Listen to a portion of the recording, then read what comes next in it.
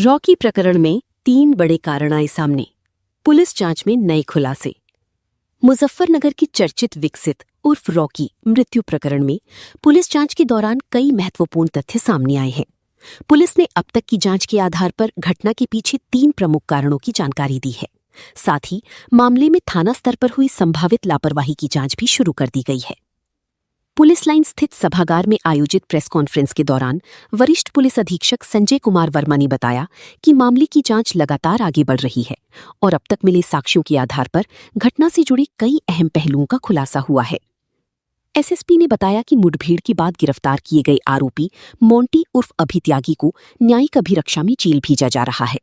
वहीं अन्य फरार आरोपियों की तलाश के लिए पुलिस की कई टीमें लगातार कार्रवाई कर रही हैं और विभिन्न स्थानों पर दबिश दी जा रही है।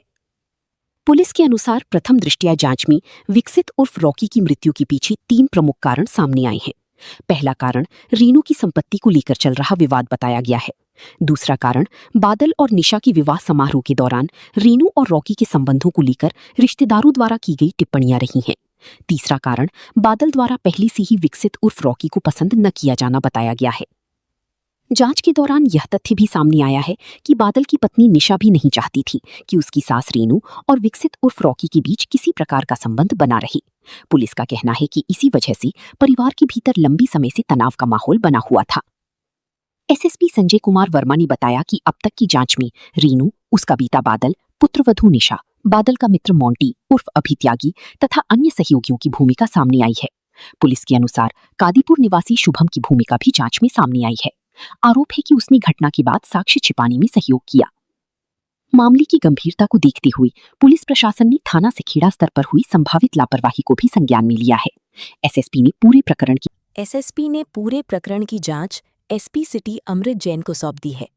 उन्होंने कहा कि जांच रिपोर्ट के आधार पर यदि किसी पुलिसकर्मी या अधिकारी की जिम्मेदारी तय होती है तो नियमानुसार कार्रवाई की जाएगी। पुलिस का कहना है कि फरार आरोपियों की तलाश लगातार जारी है और जल्द ही सभी संबंधित व्यक्तियों को कानून के दायरे में लाया जाएगा। इस प्रकरण में सामने आई नई तथ्यों के बाद जांच का दायरा और विस्तृत हो गया है तथा पुलिस हर पहलू की गहनता से जांच कर रही है।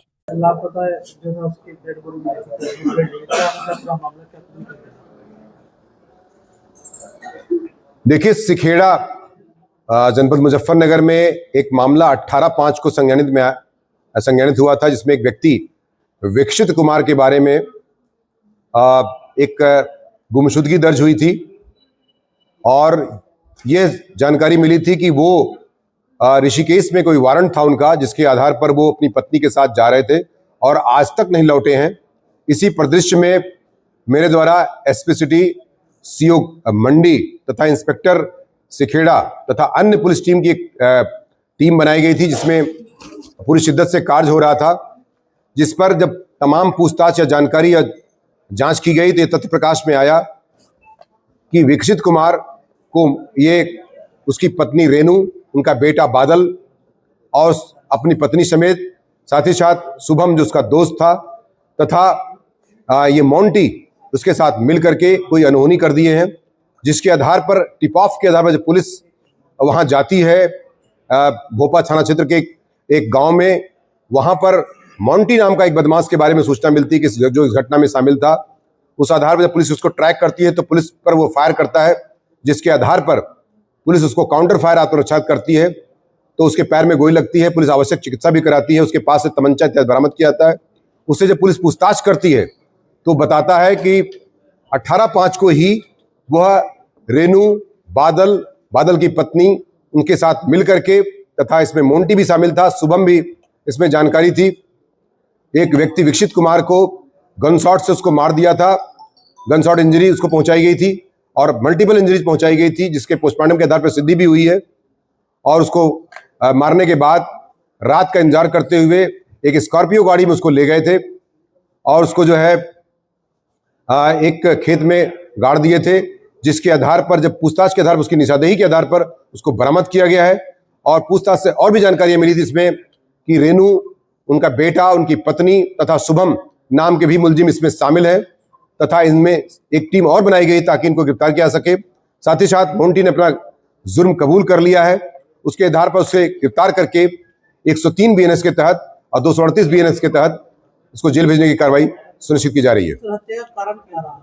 जिसमें पूछताछ से मोटिव जो उन्होंने बताया है, क्योंकि बादल जो उनका बेटा पहले पति का बेटा था रेणु के, वो निश्चित तौर से अपने दूसरे जो कथित रूप से पिता थे उनसे नाराज रहता था, अपनी मां से भी नाराज रहता था वो, और उन्हें स्वीकार नहीं करता था सामाजिक रूप से। तथा इसी क्रम में प्रॉपर्टी को लेकर के भी दोनों में डिस्प्यूट था कि कहीं ऐसा ना हो कि ये मेरी प्रॉपर्टी, मेरे पापा की जो प्रॉपर्टी है वो न ले। इस आधार पर जो कशीदगी थी उस पर ये प्लान करके वेल प्लान ढंग से इसको मर्डर करने का उन्होंने प्लान किया, और इसको उन्होंने मारने के बाद, स्कॉर्पियो गाड़ी में ले जाकर मारने के बाद वहां पर शुभम के खेत में उसको गाड़ दिया था, जिसको बरामद कर लिया गया है। तथा आवश्यक धाराओं की वृद्धि करते हुए जो भी इसमें नियमानुसार कठोरतम कार्रवाई है उसमें जेल भेजने की कार्रवाई मोन्टी की जा रही है, तथा बाकी और मुलजिमों को शीघ्र ही मुजफ्फरनगर पुलिस द्वारा गिरफ्तार कर लिया जाएगा।